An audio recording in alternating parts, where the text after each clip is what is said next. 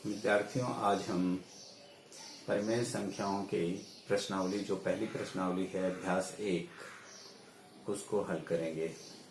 ठीक है, देखिए हमारा पहला प्रश्न है, निम्नलिखित पूर्णांकों को परिमेय संख्या के रूप में लिखो जिनका हर 1 हो। क्या हो? हर 1। इस पर ध्यान देना। तो ये जो पूर्णांक है -7 और ये है 11, 27, -45 और 71, इन सभी को हम परिमेय संख्याओं के रूप में लिख सकते हैं। कैसे लिखेंगे? जिनका हर 1 हो।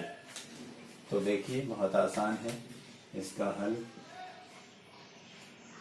पहले ये -7 है, -7 को लिख सकते हैं आप -7/1। किसी भी पूर्णांक संख्या के नीचे आप 1 लगा सकते हैं।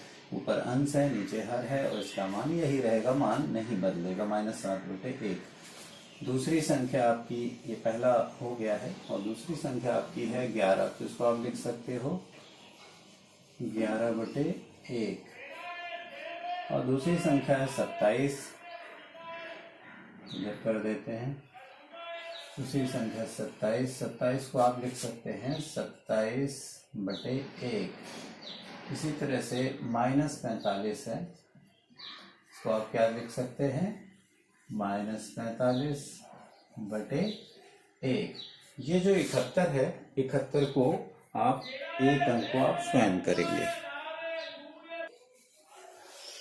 देखिए अगला सवाल मैंने बोर्ड पे लिख दिया है।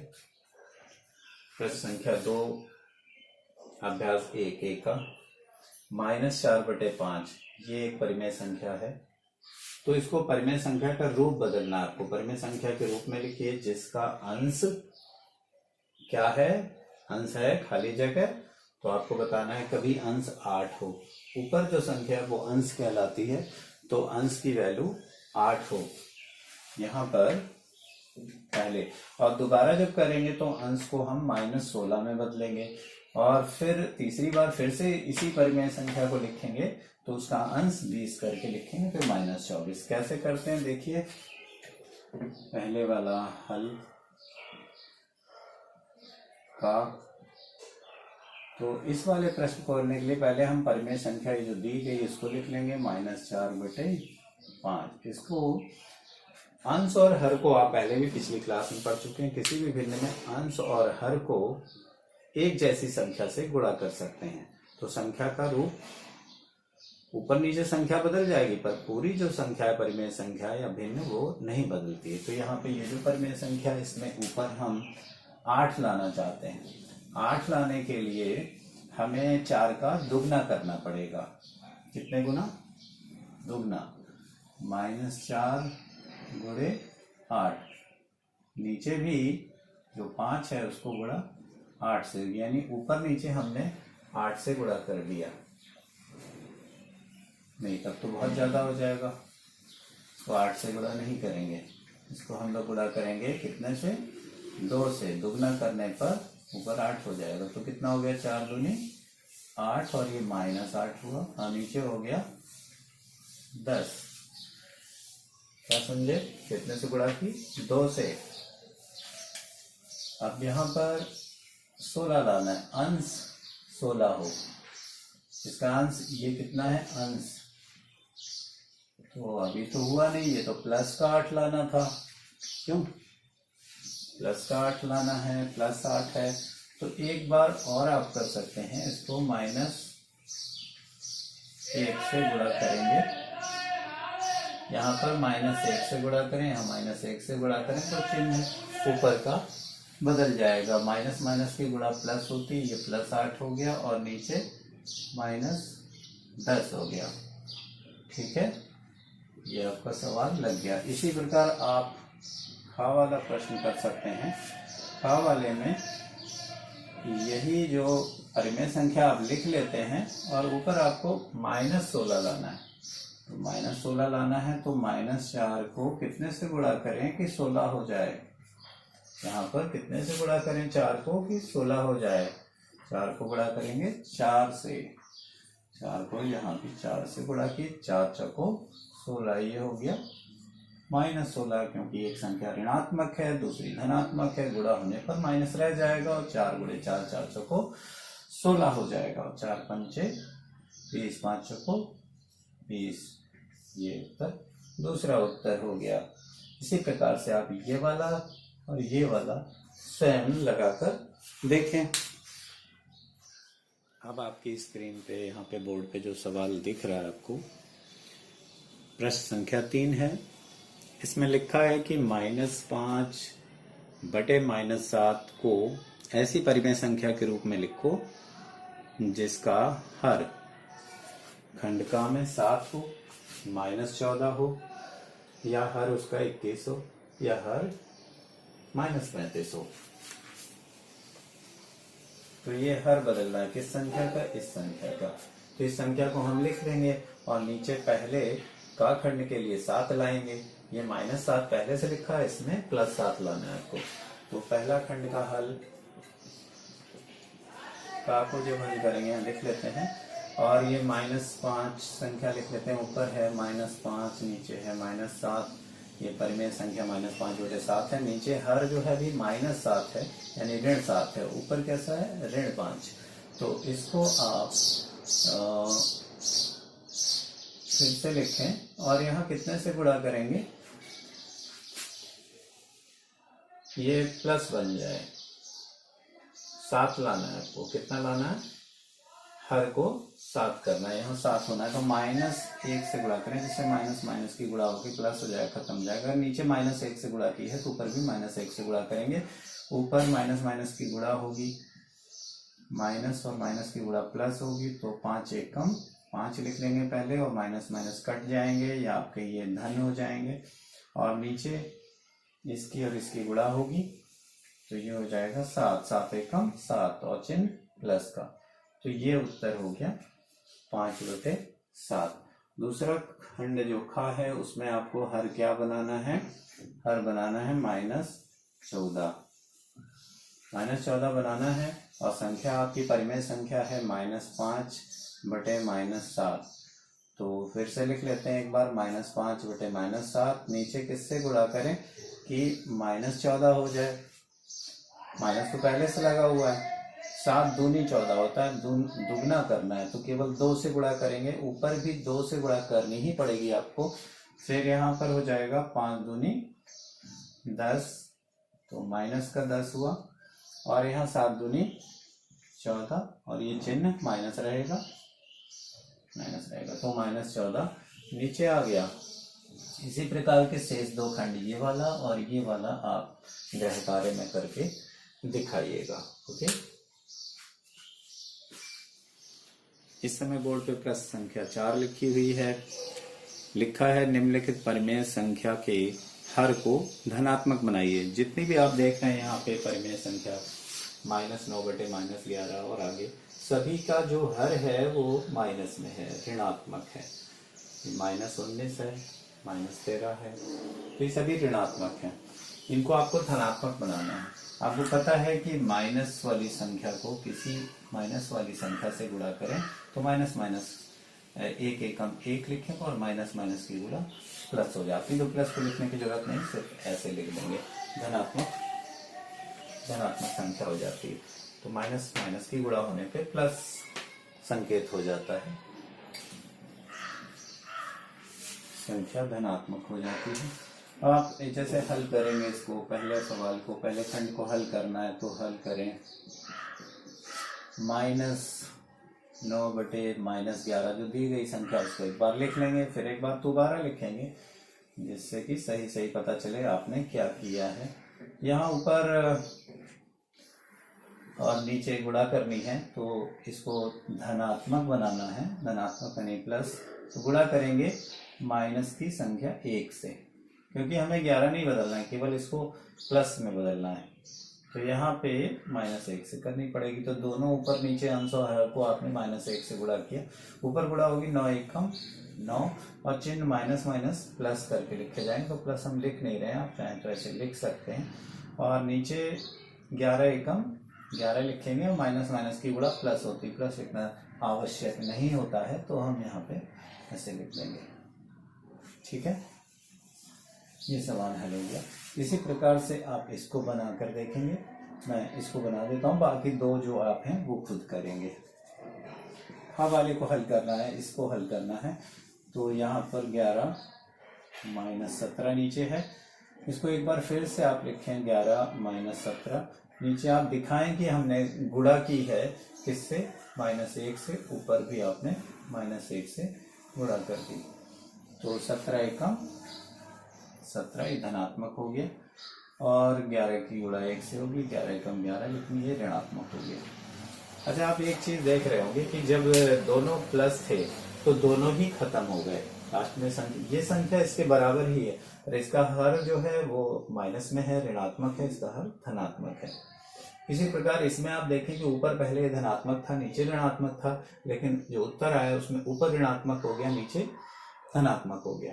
तो जब भी आप देखें ऐसे आप बदलेंगे, अगर नीचे माइनस था ऊपर प्लस था, तो किसी एक साइड अंश या हर कोई एक ऋणात्मक जरूर रहेगा। लेकिन अगर दोनों अंश और हर ऋणात्मक थे तो दोनों धनात्मक में बदल जाते हैं।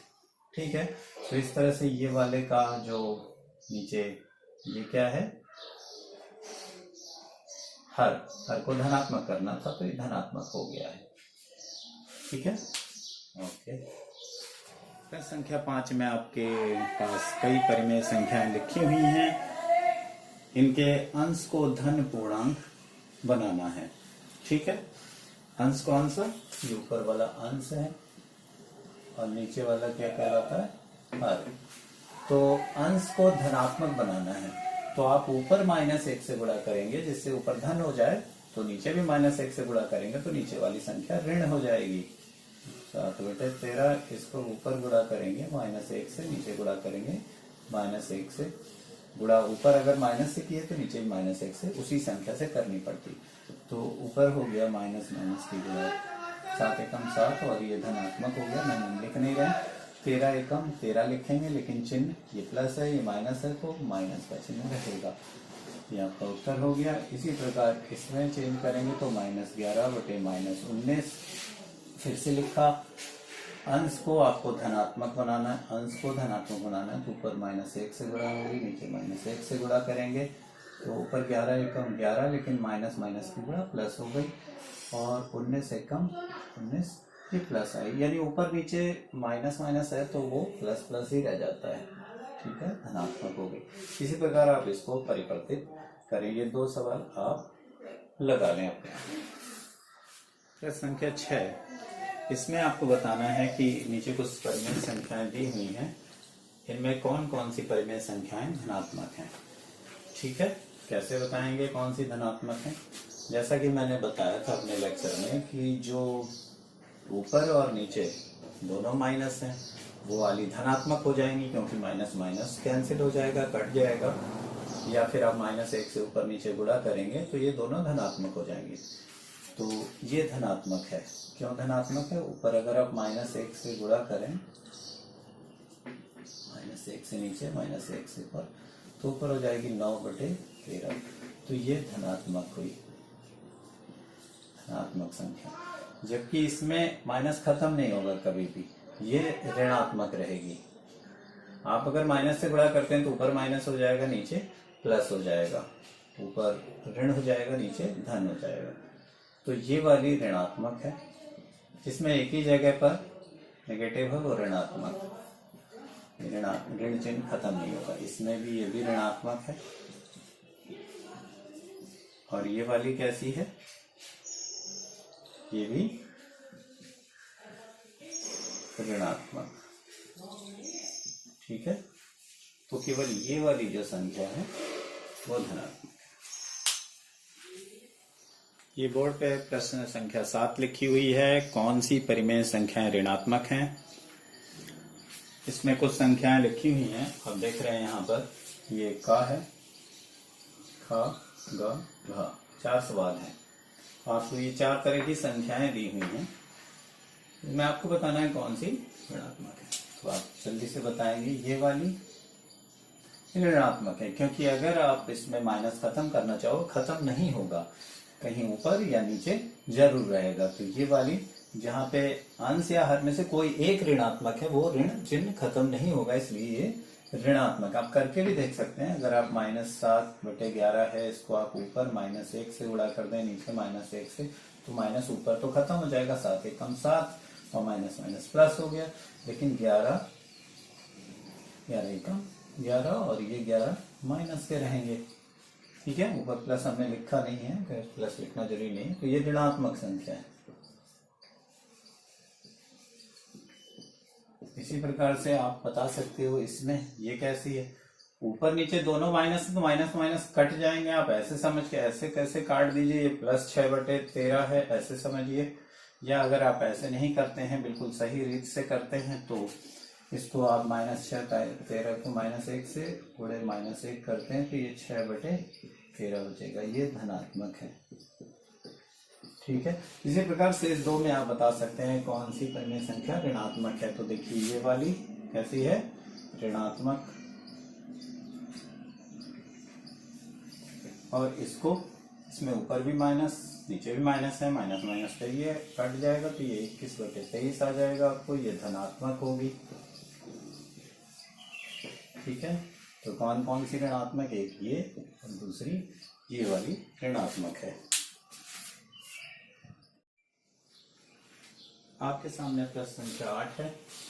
निम्नलिखित परिमेय संख्याओं को सरलतम रूप में लिखिए। सरलतम रूप मैंने समझाया था आपको कक्षा में। सरलतम रूप क्या होता है, कोई भी परिमेय संख्या उसको कई रूपों में लिखा जा सकता है। तो सरलतम रूप में लिखने के लिए क्या करते हैं, मैं वो बताने फिर से जा रहा हूं, आप देखें।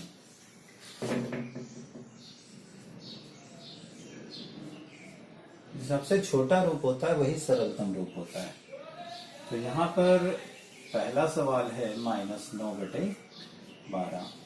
आप देखेंगे 9 और 12 में कौन सी संख्या से भाग चला जाएगा, वो उसकी अपवर्तक होती हैं। तो जो आपको सबसे बड़ा अपवर्तक लेना है, बड़ी से बड़ी ऐसी संख्या जिससे दोनों कट जाएं। मासा इसका मासा कितना होगा, इसका और इन दोनों संख्याओं का मासा बराबर होगा 3। तो 3 से दोनों विभाजित हो जाते हैं, तो आप 3 से विभाजित करके इनको सरल रूप में बदल सकते हैं। कैसे, इस संख्या को दोबारा लिखते हैं माइनस ऐसे, और ऊपर 3 से भाग देते हैं, नीचे भी 3 से भाग देते हैं। देखिए भाग चला जाएगा, 9 को 3 से भाग देके देखिए, 3 तिया 9, इसको नहीं आता तो यहाँ देख लेगा, 9 को भाग देंगे हम 3 से, तो 3 तिया 9, ये भागफल आया 3। लेकिन चिन्ह माइनस का है तो माइनस बना रहेगा। और यहाँ पर 12 को भाग देंगे, 12 में 3 से भाग कैसे देते हैं, 3 का पहाड़ा पढ़ते हैं, 3 चौको 12 और शेषफल 0, कुछ नहीं बचा, तो पूरा भाग चला गया 4 बार, 4। ठीक है, इसी तरह से अगली संख्या के साथ आप कर सकते हैं। देखिए अगली संख्या में क्या होगा, यहाँ पे -18 और नीचे 27 है। तो इसको आप किस संख्या से, इन दोनों का मासा जो होता है उससे आप भाग दे सकते हैं। ठीक है, इन दोनों का मासा क्या आएगा, 9, यानी दोनों ऐसी बड़ी से बड़ी संख्या जिससे दोनों संख्याएं विभाजित हो जाएं। तो इस मासा से आप भाग देंगे तो क्या मिलेगा, मैं अलग से यहाँ लिख लेता हूँ, -18/27। आप 9 से डायरेक्ट काट देते हैं, आपको पिछले पता है 9 से ऐसे काट के ऐसे भी कर सकते हैं आप, 9 दूनी 18, 9 तिया 27, तो ऐसे लिख देंगे -2/3, या फिर आप भाग के तरीके से दिखाएंगे। ठीक है, तो आप ऐसे भी लिख सकते हैं, -18/27 है, आप ऊपर भाग दें 9 से, नीचे भाग का चिन्ह बना के ऐसे लिखें, 9 दूनी 18 और नीचे 9 तिया 27। तो इस तरह से भी उत्तर निकाला जा सकता है और इस तरह से भी। ठीक है, समझ गए।